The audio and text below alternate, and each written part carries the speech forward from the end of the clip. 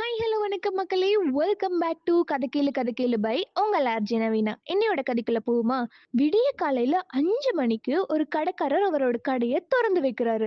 அப்போ ஒரு lady saree கட்டிட்டு வந்து நிக்கிறாங்க. அந்த கடைக்காரரும் என்னடா 5 மணிக்கே யாரோ வந்திருக்காங்கன்னு சொல்லிட்டு வெளியே வந்து பாக்குறாரு. அப்போ அந்த லேடி சொல்றாங்க, நான் எந்த பொருள்லாம் வாங்குவாங்கல்ல, நேத்து 10 ரூபாய் நீங்க எனக்கு எக்ஸ்ட்ரா தந்துட்டீங்க, அதை திருப்பி கொடுத்துட்டு போலான்னு வந்தேன் அப்படி சொல்லி சொல்றாங்க. அதுக்கு அந்த கடைக்காரரும், ஏம்மா நேத்து ரூ. 2க்கு அவ்ளோ பேரா பேசுனீங்க. எனக்கு அந்த ரூ. 10 திருப்பி குடுத்துட்டு போக வந்திருக்கீங்களா? அப்படி சொல்லி கேட்டாராம்.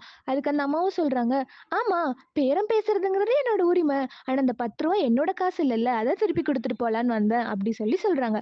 அப்படி சொல்லிட்டு அந்த ரூ. 10 திருப்பி குடுத்துட்டு அவங்களும் கிளம்பிடுறாங்க. அந்த கடைக்காரரும் ஒரு ரூ. 300 ஒரு வியாபாரி கிட்ட ஏமாத்திருப்பாரு. அந்த விஷயம் அவருக்குள்ள போட்டு உறுத்திக்கிட்டே இருந்திருக்கு. அதே சாயந்தரம் அந்த ரூ. 300 எடுத்துட்டு போயிட்டு அந்த வியாபாரி கிட்டயும் குடுத்துடுறாரு. நேத்து இந்த மாரி உங்ககிட்ட நெறைய பொருள் வாங்கியிருப்பேன். அதுல ஒரு ரூ. 300 ஏமாத்திட்டேன். என் மனசு கேட்கல அப்படி சொல்லி அந்த காச திருப்பி குடுத்துட்டு போயிடுறாரு. அந்த வியாபாரிக்கும் நைட்டு ஃபுல்லா தூக்கம் வரல. ஏன்னா, அவரு அவரோட ஃப்ரெண்டு கிட்ட ஒரு ரூ. 3,00,000 கடன் வாங்கியிருப்பாரு. கடன் வாங்குன அடுத்த நாளே அந்த ஃப்ரெண்டும் இறந்து போயிருப்பாங்க.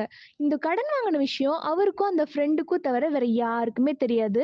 அதனால இந்த விஷயத்த அவரு மறைச்சிருப்பாரு. அந்த வாங்குன கடன திருப்பி அந்த ஃபேமிலிக்கு குடுக்கவே கிடையாது.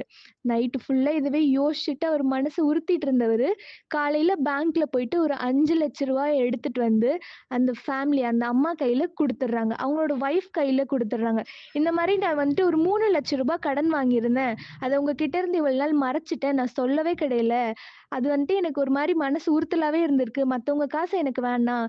அதனால நீங்களே வச்சுக்கோங்க. நாங்க கடன் வாங்குன 3,00,000 எக்ஸ்ட்ரா 2,00,000 குடுத்து 5,00,000 அவர் கையில குடுத்துட்டு, நீங்களே வச்சுக்கோங்கன்னு சொல்லி குடுத்துட்டு வந்துர்றாரு. அந்த அம்மா வேற யாருமே கிடையாது. காலையில 5 மணிக்கு அந்த ரூ. 10 திருப்பி குடுக்க வந்தாங்கல்ல, அவங்க தான். அவங்களோட காசு திரும்ப அவங்களுக்கே வந்துருச்சு. இந்த ஸ்டோரியில இருந்து நம்ம என்ன கத்துக்க வேண்டிய மாரல்னா, firstly honesty is the best policy. செகண்டா, நீ எதை விதைத்தாயோ அதையே அறுவடை செய்வாய். ஆன் த ஹோல் நேர்மையா எதையும் எதிர்பார்க்காம நல்லது செய்யுங்க. கதை பிடிச்சிருக்கும் நம்புறேன். மீண்டும் சுவாரஸ்யமான கதையோடு உங்களை சந்திக்கும் வரை உங்களிடமிருந்து விடைபெறுவது நான் உங்கள் ஆர்ஜே நவீனா.